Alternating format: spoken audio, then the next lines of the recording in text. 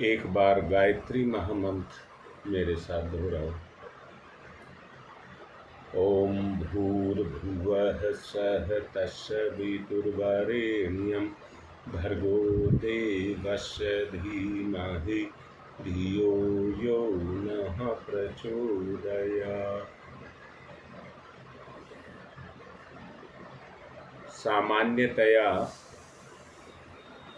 इस संसार में 3 तरह की शक्तियां काम करती हैं। इसके अलावा जो दूसरी शक्तियां हैं वो इन्हीं शक्तियों के चारों तरफ घूमती रहती हैं।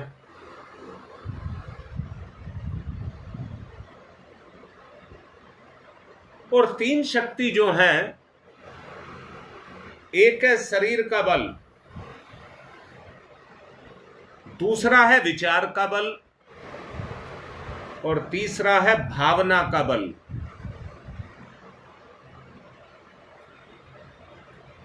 जिस क्षेत्र में आदमी मेहनत करता है उसी क्षेत्र में चेतना में निखार आता हुआ चला जाता है।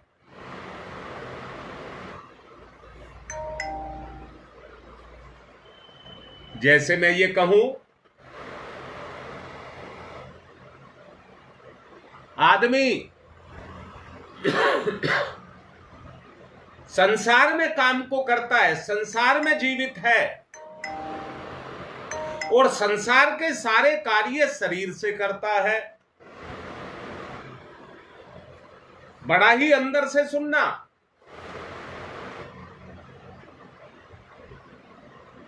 अगर उसके मन में केवल एक चीज आ जाए, मुझे अपने शरीर को हष्ट पुष्ट और स्वस्थ रखना है, तो उसके हर क्रियाकलाप पर उसका प्रभाव होगा और यह प्रभाव होगा कि मेरा शरीर हष्ट पुष्ट रहे। ऐसा व्यक्ति बोझा ढोने में या पहलवानी करने में, किसान श्रमिक का कार्य करने में बड़ा मजबूत बनता है। इससे मजबूत नहीं बनता है कि उसके मन में केवल विचार आया, मुझे तो हष्ट पुष्ट और स्वस्थ रहना है, परंतु उसके लिए वो क्रिया करता है, उसके लिए वो क्रिया करता है। एक चंदगी राम पहलवान हुए हैं, मेहरौली के टीबी अस्पताल में। उनको टीबी हो गई थी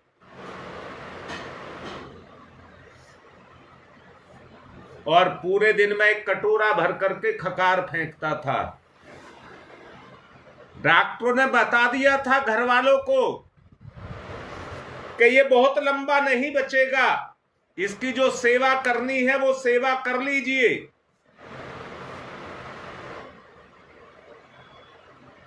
चंदगीराम मास्टर थे, उनका अंदर से संकल्प जगा, अंदर का संकल्प जगा।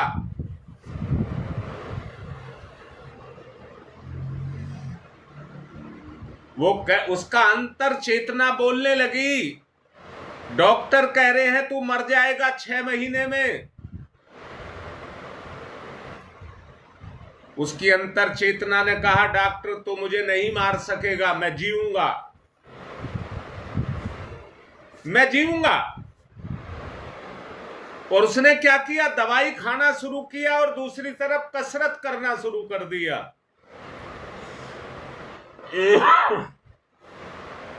वो जिया, और कैसा जिया कि पहलवान बन गया, पहलवान। हिंद केसरी का, पूरे विश्व से हिंद केसरी का खिताब जीत करके लाया।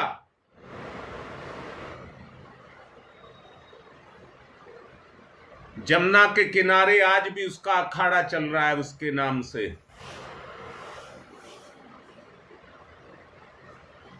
अब यहां पर मैं एक बात कहूंगा, किसी बीमारी की हिम्मत नहीं है कि उसका कुछ बिगाड़ सके, परंतु वास्तविकता यह है हम अपनी चेतना को उस बीमारी के, कमजोरी के अधीन कर देते हैं। दोबारा बोल रहा हूं, मुझसे बताइए कि अगर व्यक्ति शरीर भाव से, शरीर के रूप में अगर अपनी मेहनत कर रहा है तो शारीरिक शक्ति के रूप में उसके ऊपर दिखाई देगी या नहीं देगी? शारीरिक शक्ति के रूप में अगर आदमी उस क्षेत्र में अपने प्रयास को कर रहा है तो वो उसके शरीर की शक्ति के रूप में दिखाई देगा या नहीं देगा?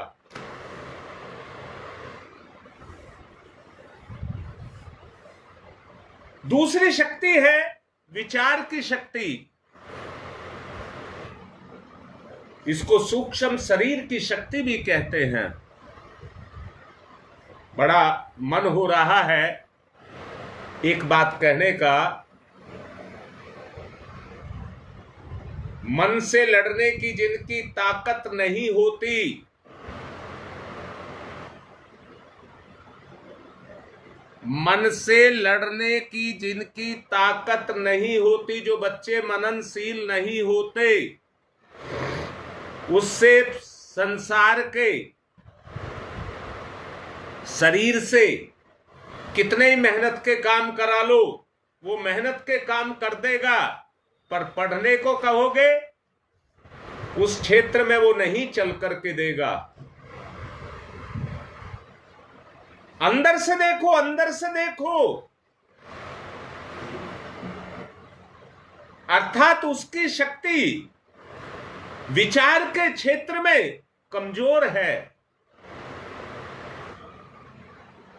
और कमजोर होने के कारण उसके अंदर रुचि पैदा नहीं होगी। हां ललिता, उसकी रुचि पैदा नहीं होगी और वो उस क्षेत्र में कमजोर पाया जाएगा।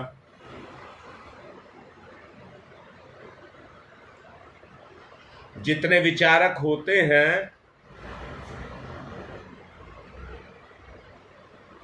उनकी मनन की शक्ति बहुत तेज होती है और उससे साहित्यकार बन जाते हैं, विश्लेषक बन जाते हैं, कवि बन जाते हैं, वैज्ञानिक बन जाते हैं। इन क्षेत्रों में वो अपनी महारत दिखाते हैं। क्या दिखाई नहीं देती है? क्या उनके अंदर वो चीज दिखाई नहीं देती है? बड़े अच्छे से इस बात को देखने का, अंदर से देखने का, ये शक्ति जो चलती है, विचार की शक्ति, ये कल्पनाओं के सहारे चलती है, कल्पनाओं के सहारे। दोबारा बोल रहा हूं, शरीर की शक्ति तो आंखों से सामने सामने देखी जा सकती है, पर विचार की शक्ति को आप विचार से ही देख सकते हैं। जब व्यक्ति अपनी मेहनत को करता है, विचार के क्षेत्र में जब व्यक्ति अपनी मेहनत को करता है, तो कल्पना उसे किसी स्तर पर लेकर के जाती है।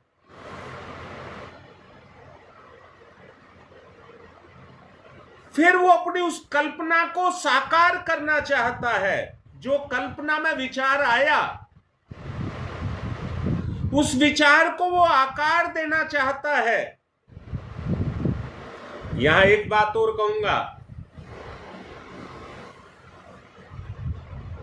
ज्यादातर इंसान के शरीर में आकर के जीव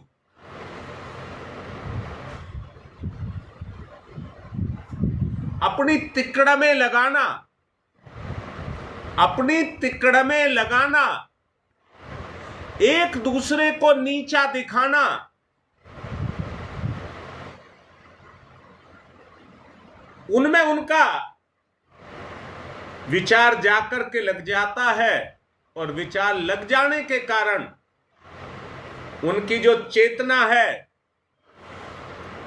वो कल्पनाओं के कारण कमजोर पड़ती हुई चली जाती है। वो केवल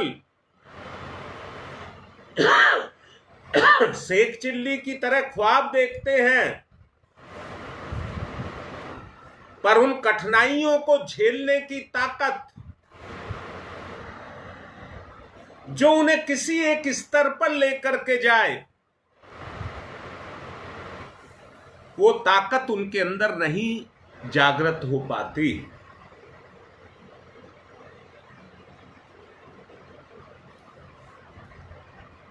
दोबारा से कहूंगा, समझाने के लिए दोबारा से बोलूंगा। आप अपनी किसी भी कमी को देखिए, अपनी कोई भी कमजोरी देखिए और उस कमजोरी को मिटाने का प्रयास करिए।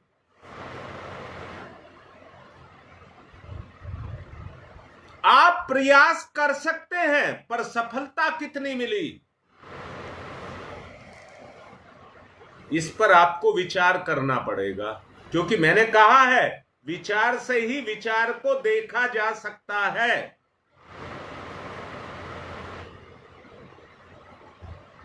आपके अंदर कामनाएं उठती हैं, आपके अंदर इच्छाएं उठती हैं, उन्हें कोई तो पैदा करता है।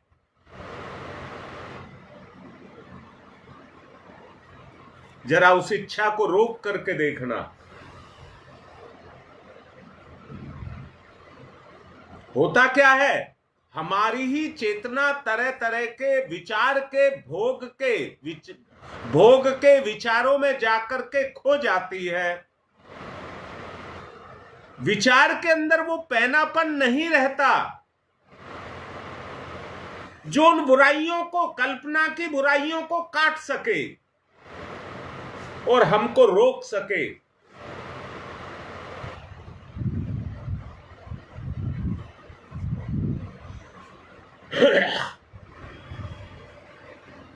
ये चीजें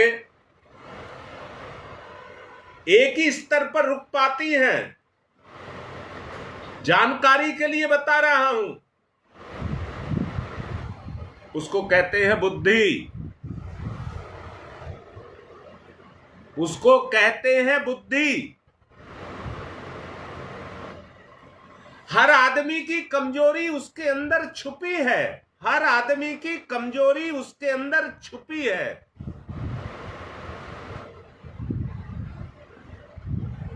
हर आदमी हर क्षेत्र में निपुण नहीं होता है।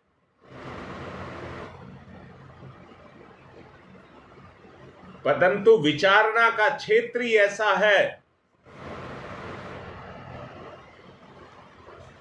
जिसमें आदमी अच्छा, मैं फिर से कह रहा हूं, क्या एक विचारक व्यक्ति संसार में मेहनती नहीं हो सकता?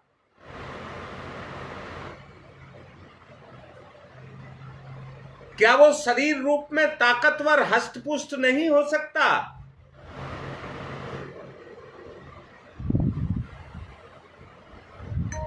उस क्षेत्र में भी वो हो सकता है। परंतु जितने विचारक हैं ज्यादातर वो सूक्ष्म शरीर के ताकतवर होते हैं, परंतु स्थूल शरीर से वो कमजोर रह जाते हैं।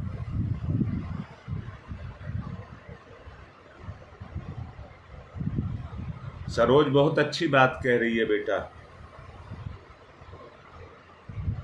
मैं बेटी ये कह रहा हूं,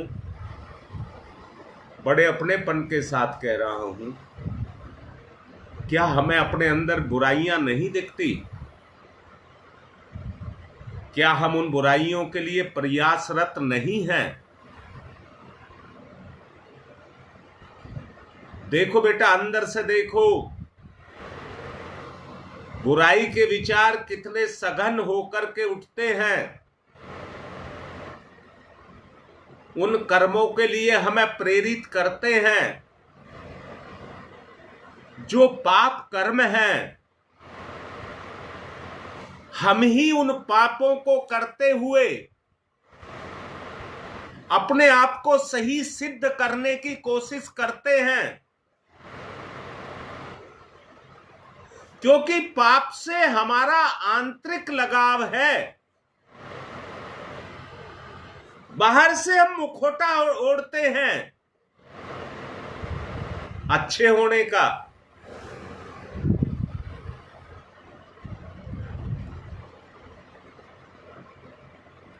आपको अपने विचारों में पवित्रता लानी पड़ेगी।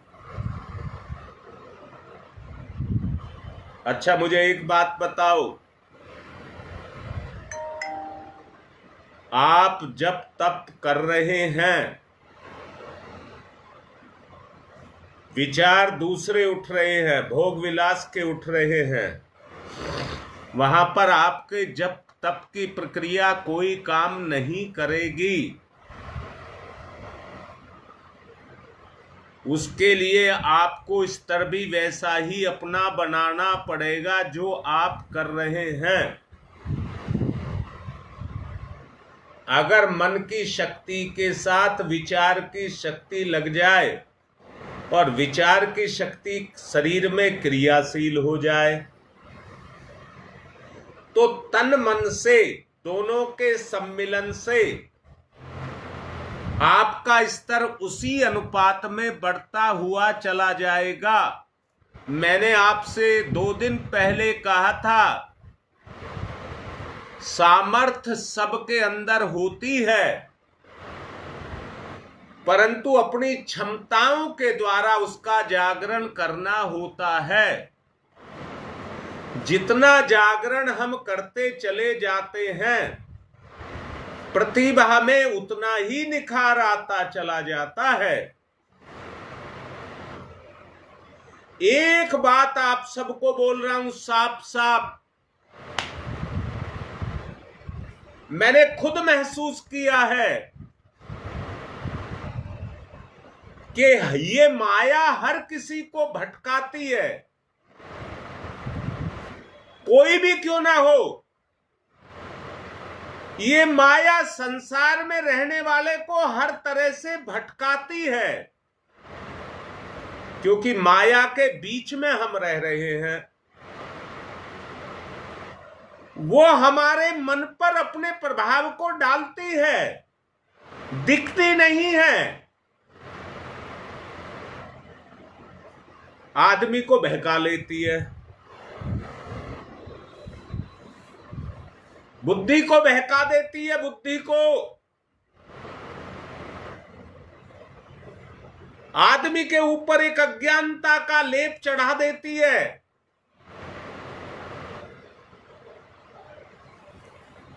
अच्छे से अच्छा संकल्पित व्यक्ति भी इसके क्षेत्र में बह जाता है।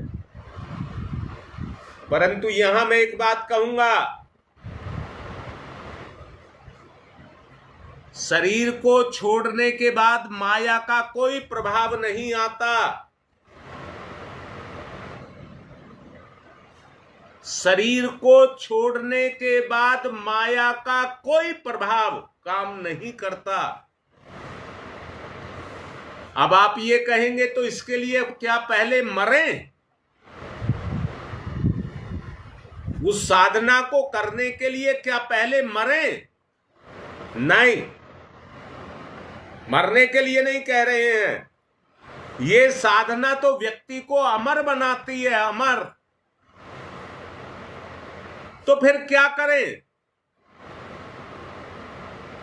शरीर भाव को हमें त्यागना होगा।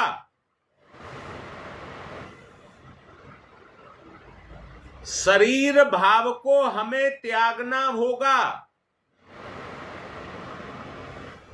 महर्षि याज्ञवल्क्य की बात आपको समझाने से पहले, उससे पहले मैंने आपसे एक बात समझाई थी। शरीर का और इंद्रियों का संबंध है। शरीर जो टिका है वो इंद्रियों के ऊपर टिका है। इसमें जितनी गति है, चाहे वो वैचारिक हो चाहे वो शारीरिक हो, वो इंद्रियों के कारण है। जितने संसार के झगड़े हैं, इंद्रियों में शरीर भाव की प्रधानता हो जाने के कारण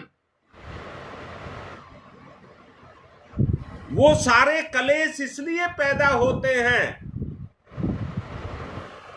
कि हर कोई किसी के हक पर अपने हक को जमाता है। हर कोई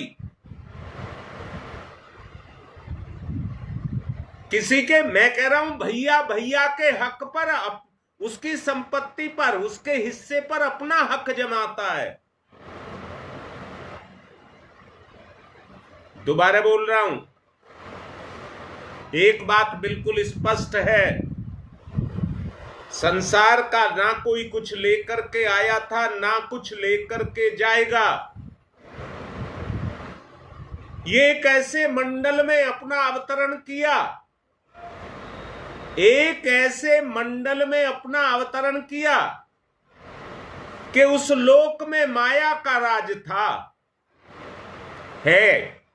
इस लोक में जिसमें हम इस समय रह रहे हैं, माया का राज है। और वो माया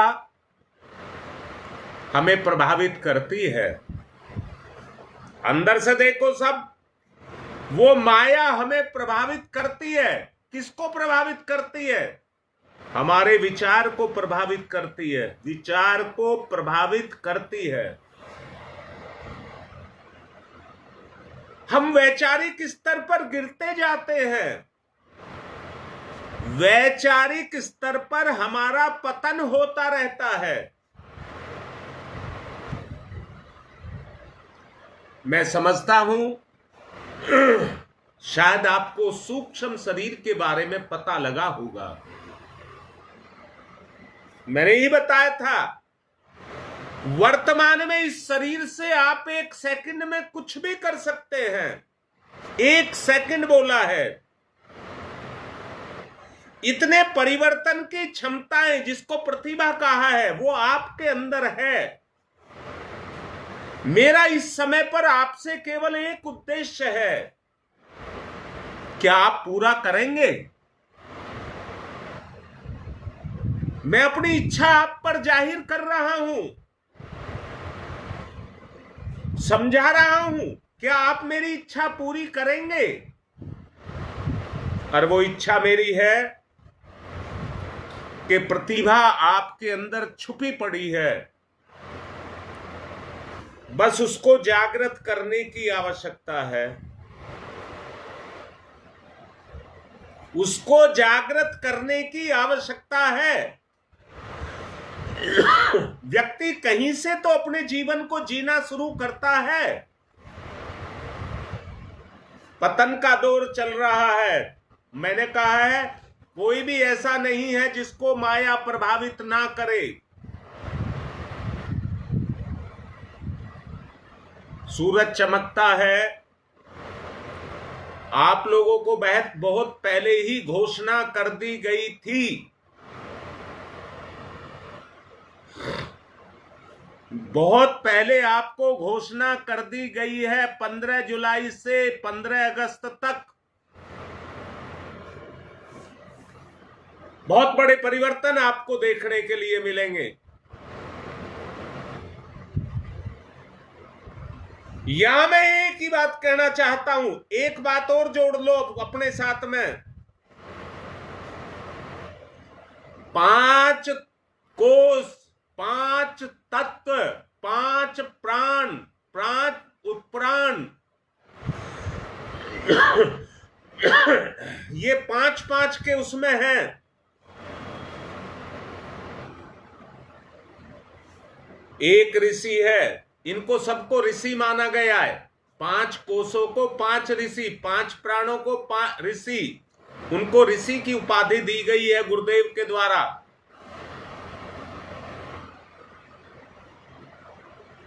और उसमें यह कहा है अग्नि वो ऋषि है जिसके द्वारा सारे ऋषि तत्व जागृत होते हैं। ऋषि तत्व जागृत होते हैं अग्नि के द्वारा। कहा है ओम अग्नि ऋषि पवमान पंचजन्य पुरोहित तमीमहि महागम्यम। ये कहा है वेद में कि इन पांचों को जागृत करने वाला एक ही तत्व है, वो है अग्नि। आप अग्नि को ऋषि मानिए। उसका मूल स्रोत सूर्य है। संसार का साकार देवता, पंच तत्वों को चलाने वाला साकार देवता। बेटा तुम्हें समझ आ रही होगी। अगर पूरे ब्रह्मांड से सूर्य को निकाल दिया जाए तो जीव में, जन जन में जो जीव की चेतना है उससे संबंध कट जाएगा।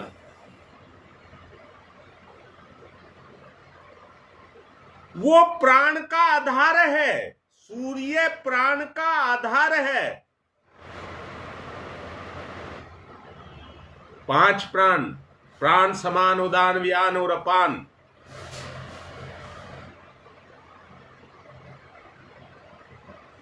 हमारे अंदर काम करते हैं, हमारे इस तन के अंदर काम करते हैं।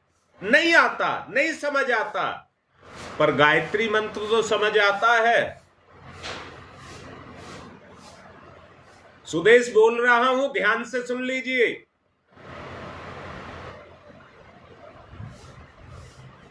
मैंने ये बोला है आपको कुछ समझ नहीं आता।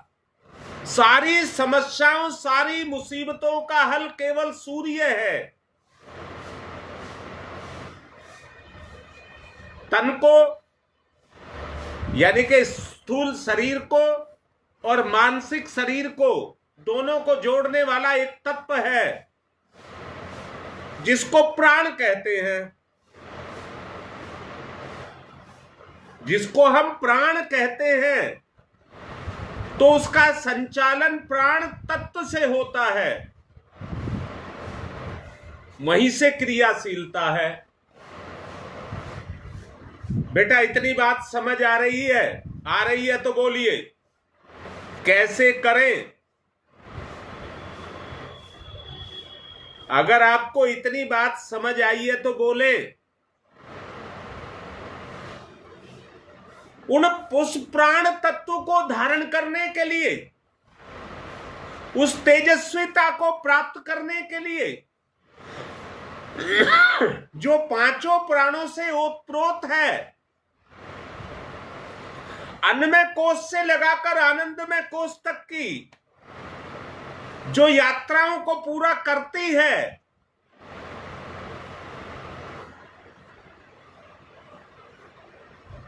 तो सुदेश करेगी। मैं बोल रहा हूं करेगी ना बेटा।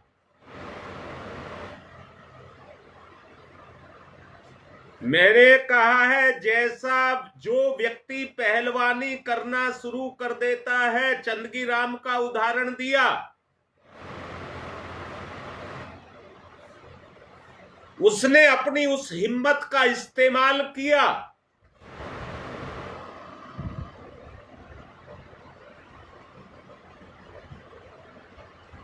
और उसने बीमारी को ही नहीं मार दिया, अपने आप को पहलवान बना दिया।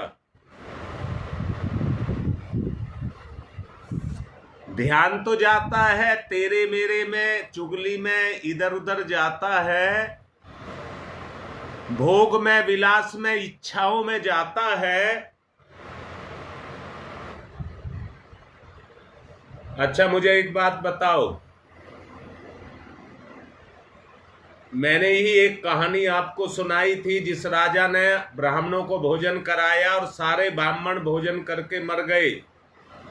राजा की देखरेख में भोजन बन रहा था, खुले में बन रहा था। अब राजा ढूंढता है किस कारण से ये ब्राह्मण मारे गए, किसको दोषी माने और किसको सजा दे।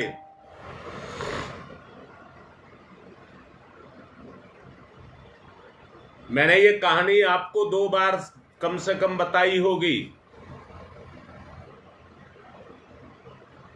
अब मुझे ये बताइए कि आपका दोष किसको दिया जाए कि हम दुखी हैं, हम ऐसे हैं जैसे यहां हैं, उसका दोष किसको दिया जाए?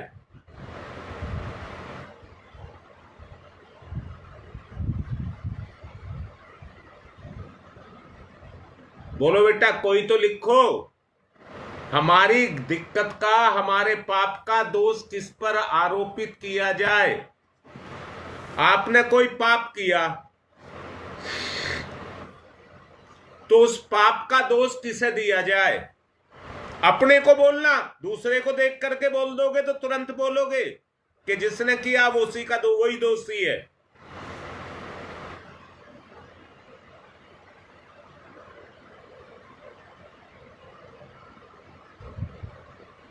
अब बेटा ये भी मान गया, चलो वो तो मैं पहले ही कह रहा हूं कि तुम यही लिखोगे, तुम क्यों दोषी हो? शकुंतला बताओ, मान लिया मैंने बात को। तुम क्यों दोषी हो? गहरे से सोचने की बात यहां पर आती है। हां बेटा यही बात है, वही मैं पवन तुमको भी कह रहा हूं। तुरंत दंड मत दीजिए अपने आप को, इसलिए तुम दोषी नहीं हो।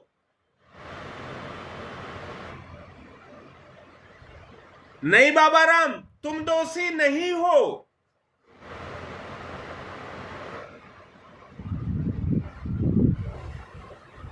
दोष उसका है जो वातावरण में घुला है।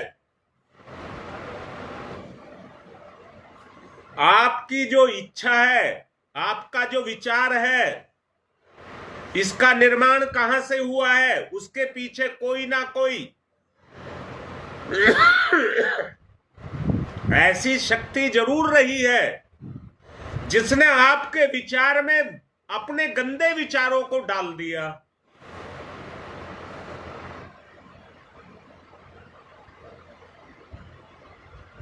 सुदेश, बात समझ आ रही है नहीं आ रही? किसी ने तो मेरे विचारों को गंदा किया।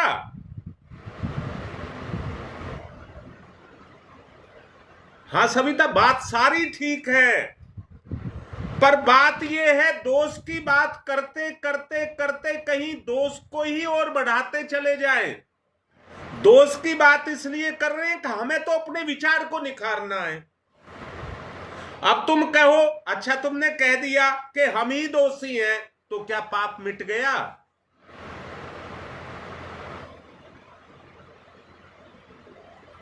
अरे ये कहीं हम तो निर्मल थे, पवित्र थे, परंतु ये दोष हमें लगे हैं, तो लगे हैं तो छूट सकते हैं कि नहीं छूट सकते? जैसे लगे वैसी छोड़ दीजिए।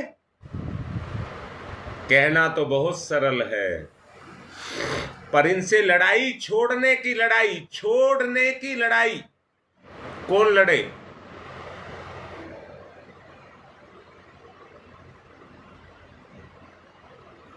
भगवान की एक सत्ता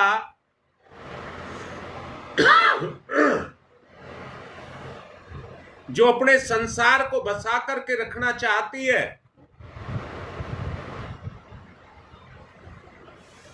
बेटा समय होता जा रहा है, इसलिए मैं बहुत गूढ़ में बोलना चाह रहा हूं, बहुत गूढ़ में बोलना चाह रहा हूं। एक कीड़ा है, कीड़ा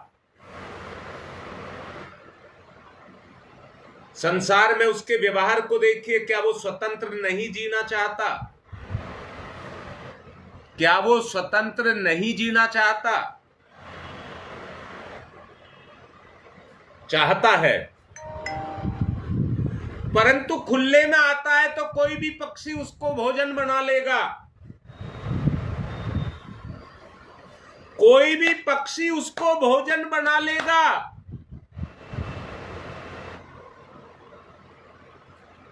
इसलिए वो खुले में नहीं आना चाहता, कबाड़ में घुसे रहना चाहता है, कबाड़ में।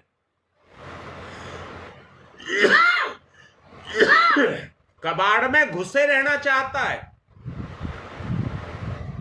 अच्छा, अब मुझे दूसरी बात बताओ, उसी कबाड़ के अंदर उसका दूसरा साथी भी अपनी जान बचाने के लिए घुसा हुआ है।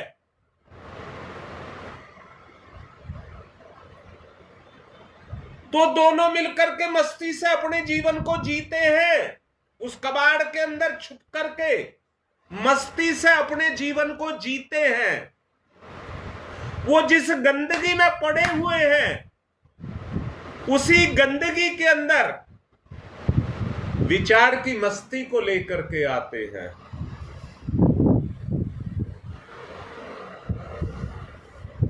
विचार की मस्ती को लेकर के आते हैं।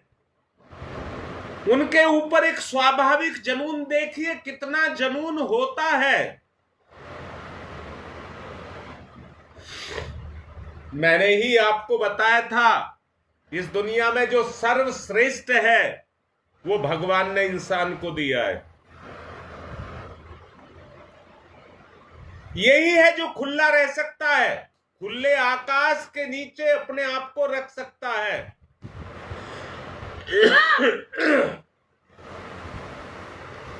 परंतु बेटा एक बात बताओ,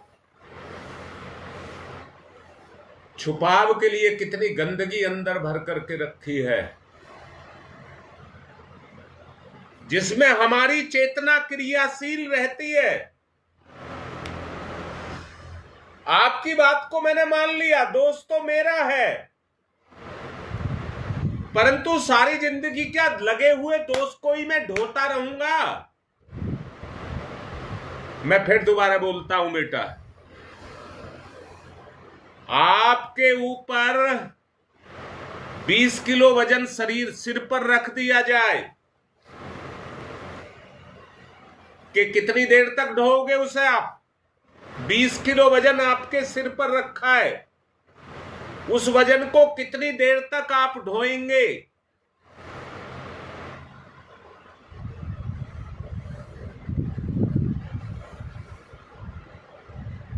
बेटा मेरी बात समझ आ रही है, नहीं आ रही?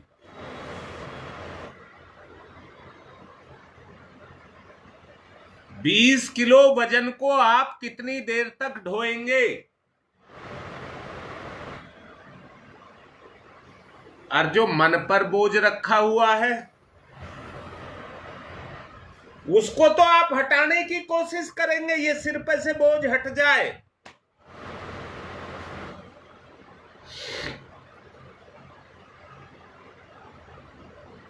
हाँ, पर जो मन पर बोझ है उसे कब हटाओगे? सुधार आना शुरू, उठाने की, हटाने की इच्छा शुरू तो सुधार शुरू।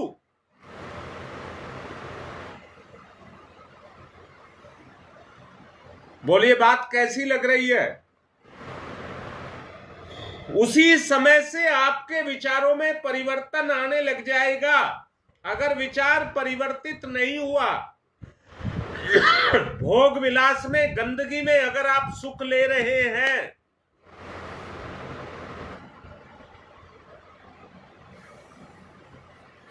तो बोझ पर और बोझ बढ़ा रहे हैं, बोझ पर और बोझ बढ़ा रहे हैं। चेतना उसके नीचे दब जाएगी।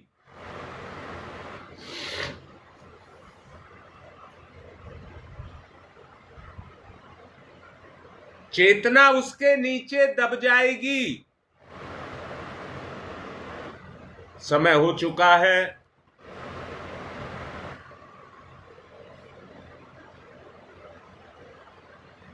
हाँ सविता, अगर कोई महसूस करे तो वो इससे अगला विषय है।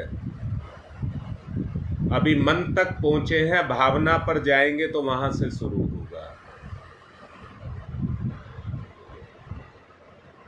बेटा माँ वो है पिता भी कहिए, माता पिता वो हैं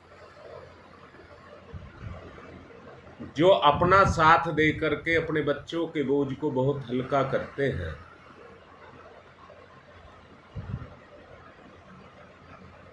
वो माता पिता होते हैं। चलिए, ये विषय अभी और चलेगा। मैंने अभी कहा है, मेरे कहने का लाभ तब है जब आप में वो परिवर्तन आना शुरू हो।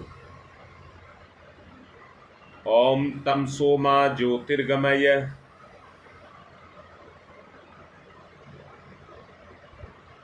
ओम तमसो मा ज्योतिर्गमय, ओम तमसो मा ज्योतिर्गमय, अस्तो मा सद्गमय,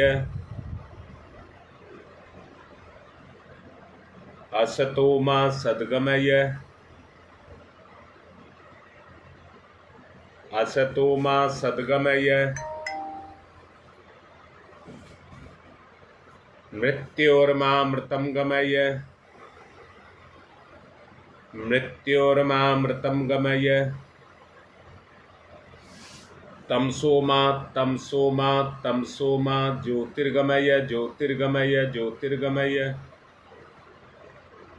असतो मा अस्तो मा अस्तो मा सद्गमय, सद्गमय, सद्गमय, मृत्योर्मा मृत्योर्मा मृत्योर्मा अमृतम गमय, अमृतम गमय, अमृतम गमय। दोनों हाथ रगड़िए, मुख पर फिराइए।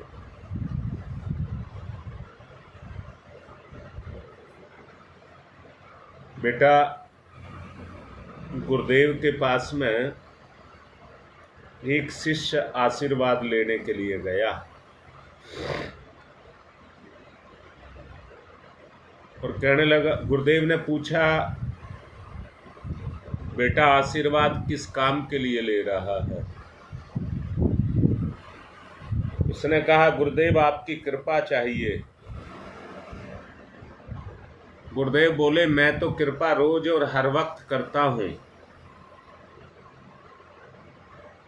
अब तो तेरी कृपा चाहिए, तेरी कृपा मुझ पर हो जाए, मेरा भला हो जाए। उसने कहा, गुरुदेव आप तो बहुत महान है, मैं आपका भला कैसे कर सकता हूं? गुरुदेव ने कहा, तेरे भले में ही मेरा भला है। जिस दिन तू भलाई के रास्ते पर चल गया, मेरा भला अपने आप होने लग जाएगा।